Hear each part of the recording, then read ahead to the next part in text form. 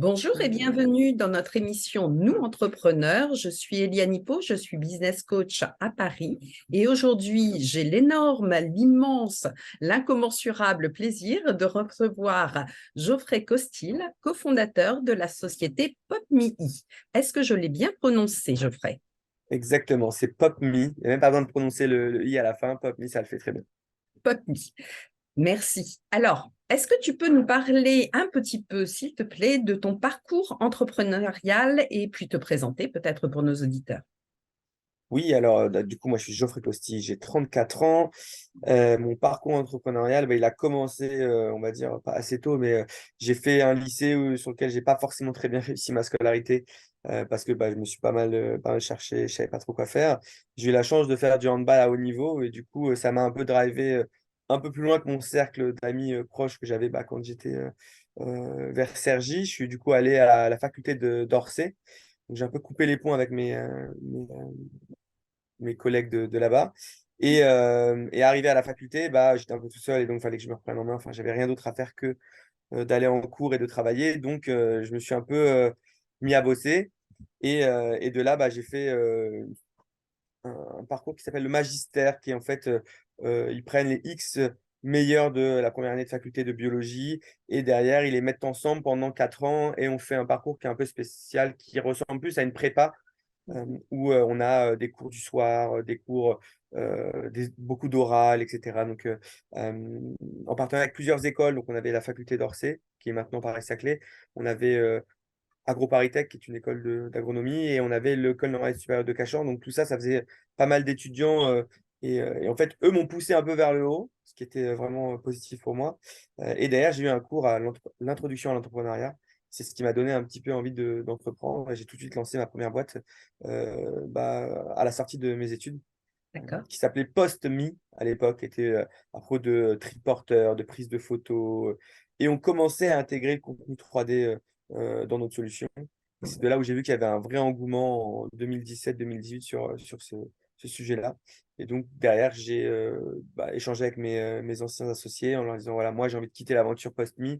Je voudrais créer une nouvelle boîte. Qui veut me suivre? Et j'ai un de mes associés qui est venu avec moi pour créer cette nouvelle boîte-là. Mais voilà un peu mon parcours entrepreneurial qui a été quand même avec pas mal d'embûches, hein, d'erreurs faites. Et c'est pour ça que il faut être bien accompagné. Et j'ai eu la chance de faire un peu d'HEC Entrepreneur, qui est le master HEC, Mhm. grâce à une association qui s'appelle Nos Quartiers des Talents. Et ça m'a permis quand même de bien m'entourer, en tout cas de bien comprendre les sujets de l'entrepreneuriat et d'éviter en tout cas certaines erreurs. J'en ai quand même fait parce que c'est la base de l'entrepreneur, mais elles sont peut-être moins grosses, on va dire. Alors, l'échec, l'erreur, c'est la méthode d'apprentissage de tous les êtres humains. On a tous eu la première expérience de la chute quand nous avons tous appris à marcher et on estime qu'il faut environ 2000 chutes avant de réussir à mettre un être humain sur ses deux pieds. Alors aujourd'hui, est-ce que tu peux nous parler un petit peu de l'activité de PopMe? Oui, tout à fait. PopMe, je sais pas, on entend tout parler de métaverse, de réalité augmentée, de réalité virtuelle, euh, de, de 3D pour apporter de l'expérience client dans l'e-merchandising. Bref, c'est un contenu, le contenu 3D, qui devient un peu un contenu clé. Euh, Pour autant, il y a plein de problématiques. Ça veut dire, le générer, ce contenu 3D, ça coûte très cher. Il faut aller voir une agence, il faut avoir des compétences spécifiques qui sont très recherchées, mais qui ne sont pas si simples à avoir. Il faut avoir des compétences aussi de développement software. Pourquoi? Parce qu'on n'intègre pas un contenu 3D comme ça dans notre site internet ou dans une web app ou demain dans Instagram. Donc en fait, on avait vu qu'il y avait plusieurs problématiques qui étaient la création de ce contenu 3D, la gestion de ce contenu 3D et derrière l'utilisation de ce contenu 3D. Parce que quand on n'a pas la main dessus, c'est compliqué de se projeter et de demander à une agence de faire quelque chose. Donc nous, ce qu'on s'était dit, c'était un peu comme un Canva. Canva permet de faire des vidéos, de faire des photos très simplement, en tout cas des visuels aussi bien en ligne qu'en physique, hein, parce qu'ils font de l'impression aussi, qu'on allait avoir cette même problématique, mais pour le contenu 3D. Et donc, on s'est penché sur ce problème-là. Et donc, PopMe aide les entreprises à avoir la main sur ce contenu 3D, de la création à la gestion, à son déploiement. D'accord. Et ça permet aux entreprises d'augmenter la conversion client sur un site web, d'augmenter l'engagement, la fidélité sur du packaging, parce que je scanne un QR code et paf, j'ai eu une expérience qui est inoubliable. Et donc, entre une marque qui le fait et une marque qui ne le fait pas, je vais plutôt avoir tendance à me souvenir de la marque qui le fait. Donc, voilà un peu ce que fait PopMe aujourd'hui. Et on se considère comme le monsieur patate du contenu 3D, c'est-à-dire j'enlève une oreille, je le remplace par autre chose. C'est super simple. Et ben, nous, on est vraiment comme ça. D'accord. Alors, ça veut dire qu'aujourd'hui, tu travailles avec des agences de communication ou tu as intégré cette partie-là? Alors, forcément, on a dû l'intégrer parce que de base, euh, il y a 3 ans, quand on a créé l'entreprise en 2019, le contenu 3D, c'était pas connu de tous. On avait un vrai engouement dans les années 2020-2021 avec l'annonce de Meta, le métaverse, etc. Ça a donné vraiment un engouement là-dessus qui après a quand même pas mal chuté. Donc, on a été obligé d'avoir un studio en interne. Donc, on a un studio PopMe qui nous permet de répondre à des annonceurs en direct. Ça veut dire que demain, n'importe quelle marque peut venir voir PopMe et dire ouais, j'aimerais faire ce contenu 3D-là. On le fait, donc on prend un brief, on modélise, on anime, on intègre dans la plateforme PopMe Factory. C'est Mhm. le lieu en fait où le client va pouvoir gérer son contenu, le modifier sans passer par une agence, hein. Vous avez un contenu qui est pour le marché français, vous voulez le mettre sur le marché espagnol, vous n'avez pas besoin de demander à l'agence de tout vous modifier. Non, vous avez la main. Nous, on a créé des variables sur le texte, des variables sur la couleur, des variables sur des logos, parce que peut-être que vous n'avez pas le même logo en Espagne et en France. Bref, vous allez pouvoir l'adapter tout seul, très facilement. Euh, donc voilà, donc on répond à l'annonceur, on répond aussi à l'agence parce qu'il y a PopMe Factory qui est l'outil très simple d'utilisation que vous-même d'ailleurs pouvez utiliser demain. Mais il y a l'outil PopMe Expert qui est en fait la face cachée de l'iceberg qui va permettre à des artistes 3D, donc qui travaillent dans des agences, qui sont indépendants, de pouvoir générer un contenu, un scénario animé, l'intégrer pour son client dans PopMe Factory et après derrière donner accès à son client à ce contenu-là. Et donc, derrière, vous avez, comme je le dis, la création, donc la mise à jour du contenu, sa gestion, son déploiement et surtout son analyse. Parce que ce qui est important, c'est que c'est bien d'utiliser du contenu 3D, c'est peut-être mieux que la vidéo, c'est peut-être mieux que le contenu photo, mais il faut le prouver. Et donc, on a accès à un dashboard avec une analyse fine de toutes les données, combien de personnes ont cliqué, combien de personnes ont passé leur temps dessus, est-ce qu'ils sont allés sur de la réalité augmentée, sur juste du contenu 3D, est-ce que c'est avec un desktop, avec un mobile, enfin bref, il y a une analyse fine qui est faite derrière. Toutes les datas sont à disposition de façon à pouvoir améliorer encore l'expérience client. Alors justement, qui est ton client idéal? Mon client idéal, ça va être d'un côté les agences, parce qu'aujourd'hui, les agences, quand vous allez voir une entreprise et que vous lui dites, voilà, pour générer du contenu 3D qui va être déployé sur une web app, c'est 20 000 euros, ça fait quand même cher. Donc souvent, ils vont vous utiliser une fois, mais ça ne va pas être tous les mois une Oui, utilisation pour un sujet. En utilisant notre technologie, l'agence, elle a plus besoin de créer du développement soft parce qu'on a industrialisé l'utilisation de web app, l'utilisation de ce contenu 3D. Elle va pouvoir se pencher uniquement sur le contenu. Donc, ça revient moins cher. C'est un peu comme aujourd'hui, vous allez sur Instagram, vous allez sur Snapchat, vous payez pas l'outil Snapchat, Instagram ou Spark AR, Lens Studio, qui sont les outils où vous venez mettre votre contenu 3D et pouf, ça le met directement sur Snap. Donc, nous, on a dit, OK, on va faire la même chose. Vous avez un outil qui vous permet de générer du contenu 3D, vous donnez accès à votre client et ils vont pouvoir le faire très facilement. Donc, l'agence va avoir cette faculté d'être conseil, de créativité, d'utilisation, mais le contenu, la main sera donnée à la marque. Donc, les agences sont nos clients idéaux pour cette partie-là. Mais à côté de ça, l'annonceur qui a à la fois des boutiques en magasin, qui a à la fois un site e-commerce, ça va aussi être notre client idéal parce que aujourd'hui, on travaille avec Orange, on travaille avec L'Oréal. Ils ont des problématiques, c'est comment est-ce que je rends mon site plus sexy parce qu'aujourd'hui, les sites se ressemblent tous. Donc, quand vous avez un contenu 3D sur lequel vous pouvez interagir et on vous dit la crème, eh bien, vous n'avez pas besoin d'aller plus bas sur le site internet pour comprendre les ingrédients, d'où est-ce qu'ils proviennent, est-ce qu'ils sont bons, néfastes, etc. Non, vous avez un contenu 3D qui est interactif, donc qui est dans une petite fenêtre où vous avez habituellement une photo. Là, vous avez un contenu, vous pouvez zoomer, dézoomer, en apprendre plus sur le peptide, qu'est-ce qui vous apporte, pourquoi votre peau derrière elle est plus souple, pourquoi vous avez moins de rides, etc. Vous n'avez pas besoin d'aller tout en bas du site internet. Donc, vous maintenez le client à un même endroit, pas très loin du bouton acheter. Donc, si vous le retenez bien là-dessus et qu'il comprend, qu'il a plus confiance dans le produit, ben, il va forcément plutôt l'acheter. Donc, nos clients idéaux, c'est vraiment les deux. C'est l'agence d'un côté parce qu'on vient l'aider pour qu'elle puisse industrialiser et gagner plus d'argent. Et de l'autre côté, l'annonceur pour qu'il soit plus innovant, qu'il soit plus engageant avec une fidélité, qu'il y ait une acculturation de ses équipes aussi au contenu 3D, hein, parce qu'il faut savoir que c'est un contenu qui va révolutionner le monde, entre guillemets. On voit la sortie du Vision Pro il n'y a pas longtemps de chez Apple. L'investissement qui est fait sur le contenu 3D, la réalité augmentée, etc., est colossal. Donc, il ne faut pas louper le train. Il ne faut pas faire comme quand on a loupé le train de l'Internet et que maintenant on doit faire son site web. Bah, c'est compliqué parce que du coup, on n'a pas appris avec l'évolution de ce site web. Et ben là, c'est un peu la même chose. Donc, on aide les entreprises aussi à mettre un pied à moindre coût et que toute personne de l'entreprise puisse y avoir accès. Aujourd'hui, on attaque vraiment le retail, donc toute la partie vente, mais on a des clients qui font de la formation, on a des clients qui se disent, OK, bah, moi, je vais l'utiliser en interne aussi pour mon CE, pour parler de l'élu, pour faire de la communication plus interactive, intéresser la nouvelle génération qui, elle, n'a pas forcément envie de regarder une vidéo de 5 minutes ou un PDF de 90 pages. Donc voilà, on apporte en fait un peu d'éléments ludiques, interactifs dans un monde qui est souvent un peu avec un contenu froid, quoi. On est là et puis on regarde.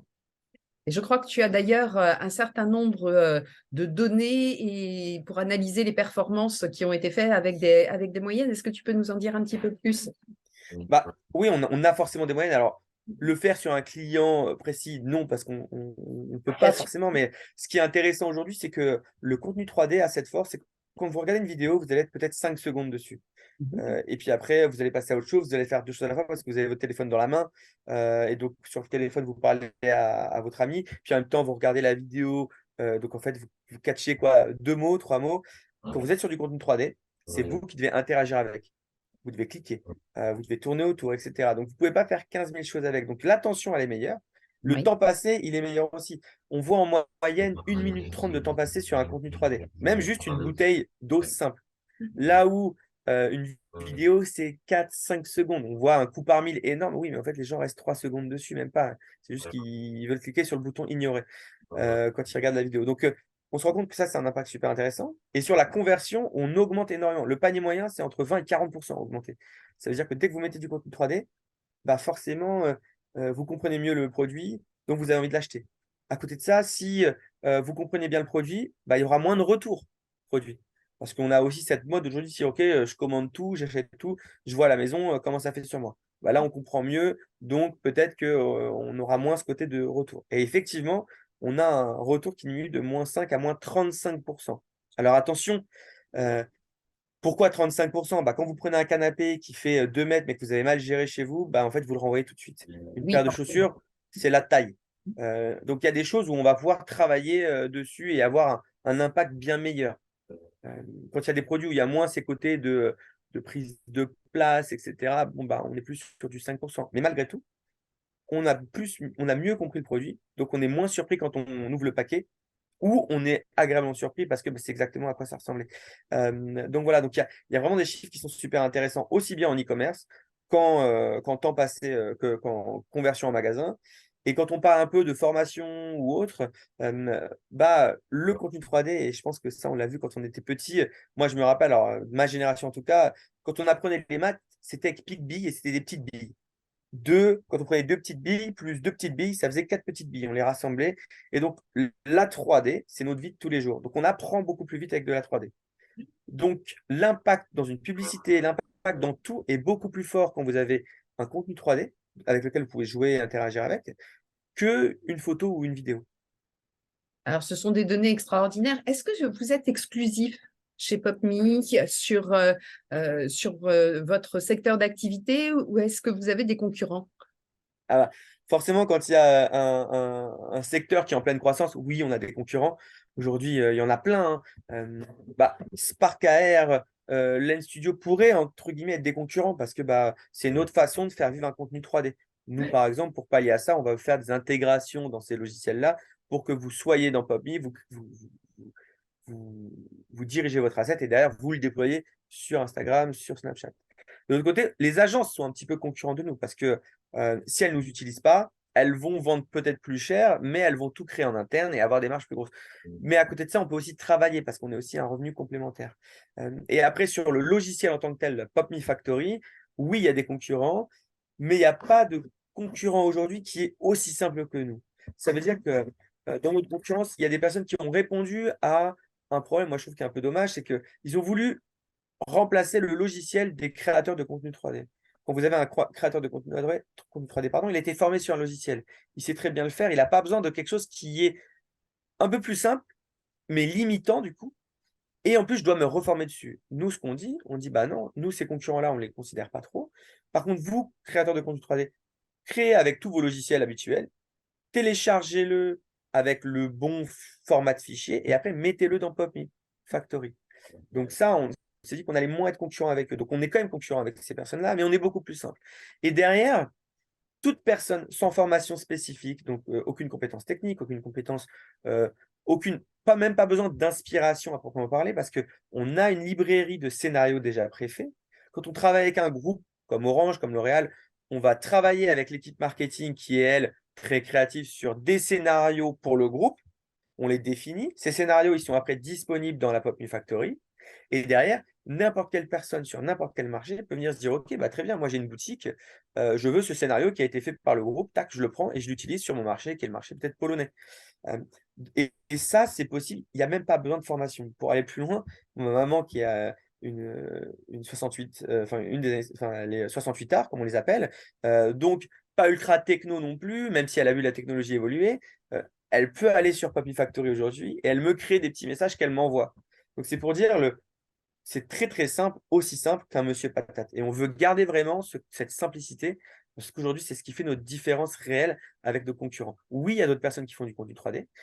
Oui, il y a d'autres outils, mais ces outils-là, il faut avoir fait Sciences Po, Bac+48, pour pouvoir les utiliser. Là où nous, toute personne, comme Canva l'a fait, peut venir et se dire, OK, bah, je veux créer, par exemple, demain, si on ouvrait les vannes pour tout le monde, je veux créer mon contenu 3D pour mon anniversaire et l'envoyer par WhatsApp à tous mes potes pour les inviter, ou faire une petite carte d'invitation ou un faire-part de mariage avec un petit contenu 3D où ça apparaît et bah, du coup, il y a un impact beaucoup plus fort. Donc, c'est ça demain, PopMe. Alors, j'adore ton image de Monsieur Patate, c'est vraiment, ça parle à tout le monde et effectivement, la simplicité est au cœur de PopMe. Tu as parlé plusieurs fois de pays tels que l'Espagne. Donc, est-ce que je peux t'interroger sur quelle est l'étendue du marché de PopMe? Alors, l'étendue des possibles, bah, c'est le monde. C'est la beauté de la chose, c'est que quand on a une plateforme en ligne, hein, bah, on n'a pas besoin de créer des boutiques partout. En fait, c'est un accès comme un site web. Donc ça, c'est déjà une des premières choses. Ce qui est bien, c'est que toute personne qui demain sait parler anglais, espagnol, polonais, français, va pouvoir taper Pop Me Factory, aller sur notre plateforme et l'utiliser. Donc ça, c'est un premier point. Aujourd'hui, nous, où on est actif, grâce à nos clients, encore une fois, parce que bah, quand vous travaillez avec une entreprise du CAC 40, forcément, elle n'a pas que la France. Elle a 80 marchés, 100 marchés ou 20 marchés, bref. Et donc, grâce à ça, déjà, on est déployé dans plusieurs marchés. Aujourd'hui, grosso modo, hein, on va avoir l'Europe, on va avoir l'Amérique du Nord, aussi bien avec nos clients franco-français ou avec des clients américains, parce qu'on a fait le CES de Las Vegas, on a fait le NRF qui est à New York. Bref, on fait plein de salons pour essayer de se déployer un peu partout dans le monde entier, mais on ne crée pas de structure dans les pays. On reste quand même à distance. Et si demain, le marché explose aux US, bon, bah, on créera peut-être une structure, mais pour l'instant, ce n'est pas le cas. On a des clients en Afrique subsaharienne, la Côte d'Ivoire par exemple. Donc voilà un peu notre répartition aujourd'hui. Ça va plutôt être Middle East, Afrique, Europe, US, enfin US, Canada, et après de l'opportunisme sur d'autres marchés. D'accord. Alors, une question que j'aime beaucoup poser, c'est, on va imaginer que tu rencontres le Geoffrey adolescent. Est-ce que Oui, tu aurais une recommandation à lui prodiguer? Qu'est-ce que tu oui, bah après ça fait un peu c'est un peu tout ce que tout le monde doit dire un peu, c'est de ne pas lâcher, de persévérer. Euh, et même quand on chute, bah, en fait, euh, avant la chute, c'était un peu mal vu. Si on repart un peu il y a 10 ans, même, non, bah, du coup, il y a plus de 10 ans, pour moi, il y a 16-17 ans, quand on regarde, quand on chutait, peu mal vu quand on loupait quelque chose. Et c'est un peu les Américains qui nous ont apporté ce côté de mais non, en fait, tu tombes, c'est pour mieux te relever, et on préfère. Ah, Geoffrey, je t'ai perdu. Ça y Ah est, je t'ai mince. retrouvé. Oui, non, ça y est, Ouais, c'est pardon. bon. Ouais, ça marche. Donc voilà, c'est un peu les Américains qui nous ont apporté un peu cette notion de ne jamais s'arrêter, de jamais de rebondir, quoi. Donc ouais, je lui dirais de rebondir à fond. Mais bon, après, il a la chance de Geoffrey il y a 16 ans, c'est qu'il a vraiment persévéré et rien lâché à chaque fois. Donc ouais, je lui dirais ça, quoi. Et de pas forcément aussi écouter les gens qui te dénigrent, entre guillemets. Moi, je savais pas du tout parler anglais à l'époque. Vraiment, j'étais vraiment nul. Et, euh, et en fait, bah, je me suis mis un coup de pied aux fesses et je suis allé 1 an au Canada anglophone, à Calgary. Je savais pas parler, je suis arrivé sur place et puis bah voilà, j'ai persévéré et puis j'étais très très nul. Et puis maintenant, je tiens une discussion, je fais des conférences en anglais. Donc, tu vois, c'est vraiment cet aspect-là que je dirais, quoi. Genre, lâche rien et surtout, n'écoute pas les gens qui te diront c'est impossible quand tu as la niaque et que tu as envie de le faire. S'il y en a qui ont réussi, il n'y a pas de raison que toi, tu n'y arrives pas. Et c'est un peu ce que je dirais. Et c'est ce que je dis à chaque fois. Moi, je fais 100 000 entrepreneurs où je vais dans des lycées un peu expliquer bah, que oui, faut arrêter de dire mais j'ai pas d'argent Oh, oui. ou je suis pas né avec une cuillère dans la bouche en or. Bah ouais, mais en fait, faut se créer les opportunités et ne pas se morfondre sur soi-même, quoi. Donc, c'est un peu ce message-là que j'aimerais lui dire. C'est celui que je dis en tout cas tous les jours aujourd'hui. D'accord. Est-ce qu'il y a des qualités pour être entrepreneur qui sont indispensables selon toi? Alors, la persévérance, j'ai bien compris. Il Ouais. faut faire fi du regard des autres et créer son propre chemin, Ouais, apprendre je dirais, des expériences. ouais, je dirais, tu vois, il y a un truc qui est important, c'est quand même d'écouter ce qu'on nous dit, mais de pas tout prendre à la lettre parce qu'en fait, si on va voir 5 personnes différentes, on a 5 avis différents. C'est un peu, si je le compare à quand on vient d'avoir un enfant et en fait, tout le monde nous dit plein de trucs et tout le monde nous dit des trucs différents. On va voir 10 pédiatres, les 10 pédiatres ils disent n'importe quoi, enfin, pas n'importe quoi, mais ils disent 10 choses différentes. Donc, ce qu'il faut arriver, c'est à bien prendre du recul, prendre ce qui est intéressant pour nous, en tout cas ce qui nous convient, mais pas forcément se dire, ah ouais, non, tu devrais pas faire ça, tu devrais faire ça. Bah, pas le faire, quoi. Prendre du recul, faire le positif, le négatif, se poser des questions avant d'acter, mais que ce soit un investisseur, que ce soit la famille. euh, Ça, parce que après, dans le profil entrepreneuriat, euh, moi, je trouve ça assez dingue, mais il y a 15 000 personnes qui sont différentes, quoi. Enfin, à chaque fois qu'on va voir un entrepreneur, il a une vie totalement différente. Parfois, il y en a, ils sont ultra timides. Tu te dis, mais comment tu fais, en fait? Mais non, en fait, ça peut être une force. Il y en a qui sont ultra extravertis. C'est une force aussi, mais attention, c'est aussi une faiblesse parce que ça peut aussi repousser des gens parce qu'on prend trop de place. Et du coup, on n'écoute pas les autres. Donc, moi, je dirais, il y a vraiment l'écoute de l'autre, ouais, la prise de recul. C'est une notion qui est super importante parce que sinon, en fait, on va faire tout ce qu'on nous dit et, euh, Et on et en perd le fait, c'est fil pas ça. conducteur. On perd le fil et puis on fait même pas, on se reconnaît pas forcément dans ce qu'on fait. Donc, si on se reconnaît pas dans ce qu'on fait, ben, on se lève pas le matin pour le faire. Donc, il y a vraiment ce côté ouais, d'écouter énormément mais même le stagiaire, parfois, moi, j'ai un copain, il a créé sa boîte, il avait créé une boîte, il a fait un pivot grâce à ce que lui a dit, à ce qu'un stagiaire, pardon, lui a dit. Et sa boîte est un carton. Et s'il avait jamais écouté ce que le stagiaire lui avait dit, bah, en fait, sa boîte, elle serait peut-être fermée à date.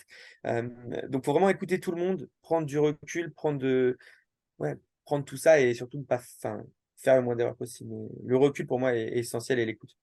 Et ce que j'entends, c'est bien se connaître au préalable, de façon Oui, à tout bien à fait. identifier ce dont on a besoin, ce dont on a envie et ce qui va nous faire vibrer. Ouais, surtout que ça va changer. Ça veut dire que on reparle en 2018-2019, tout le monde voulait habiter à Paris, c'était trop bien Paris. On prend le Covid et là on se met en question, on se dit ah ouais en fait pourquoi j'habite à Paris, je suis pas proche de la nature, etc. Donc si on s'écoute pas en fait on va pas se voir évoluer. Et pareil, il y a une clé aussi dans l'entrepreneuriat, alors il y a des très belles success stories de solo entrepreneurs. Donc, il y a toujours des exceptions qui confirment la règle. Mais malgré tout, il faut être plusieurs pour se porter et apporter des qualités qu'on n'a pas forcément. Moi, je ne suis pas le mec le plus organisé. J'ai des associés qui, eux, sont très organisés. Donc, forcément, moi, ça me pousse à le devenir, ou en tout cas, ça pallie à ces problématiques-là. Euh, et, euh, et pareil, si on ne s'écoute pas entre nous, si on ne se parle pas, bah, peut-être que moi, j'ai un associé qui, lui, en a marre et veut vendre la boîte, alors que moi, je veux monter la boîte au plus haut possible. Et donc voilà, donc encore une fois, si on ne s'écoute pas et si on ne prend pas du recul sur ce qui est dit, aussi bien entre associés que investisseurs, que mentors, que stagiaires ou autres, en fait, on va soit foncer dans le mur, soit pas être à l'écoute et si on fait foncer dans le mur, quoi, que ça ne fonctionne pas à la fin. Alors, une avant-dernière question je rebondis sur ce que tu viens de dire.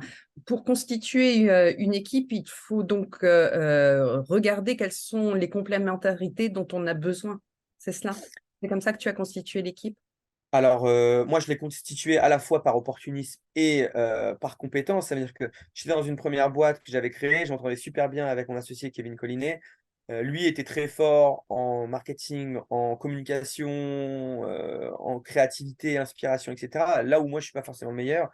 Et puis lui aussi commençait à en avoir un petit peu marre. Donc j'ai dit, OK, ça ne te chauffe pas qu'on crée PopMe. Il m'a dit, OK, go, moi, ça me va. On crée PopMe, on essaie de trouver des fonds pour se lancer, etc. Mais après, on était deux gus qui savent très bien faire de la vente, qui savent très bien faire du market, de la com, etc. Donc, créer une marque, ça, c'est faisable.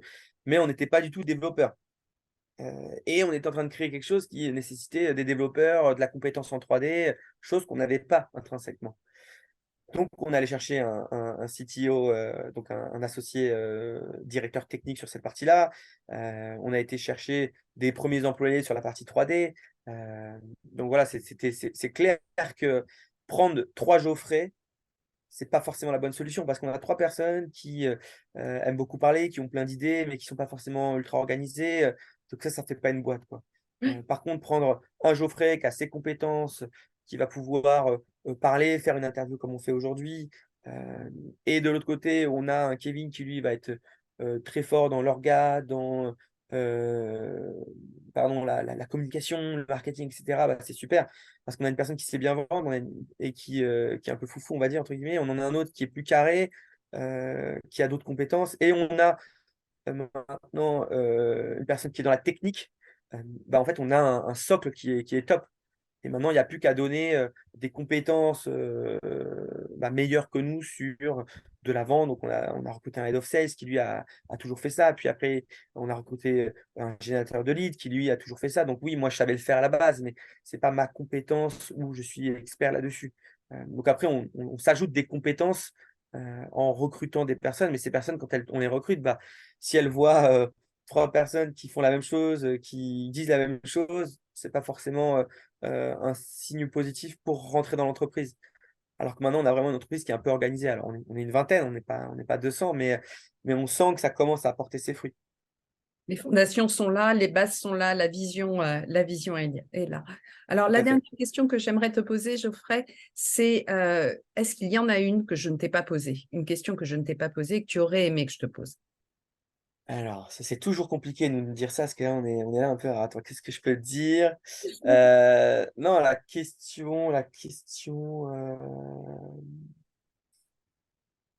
Non, c'est que en fait, oui, est-ce que je suis accompagné? Si on revient un peu à Action Coach et ce côté-là, en fait, il y a une clé qui n'est pas liée à l'entrepreneur, qui n'est pas liée à ses employés. C'est que pour moi, dans la vie, hein, quand on est accompagné de nos parents.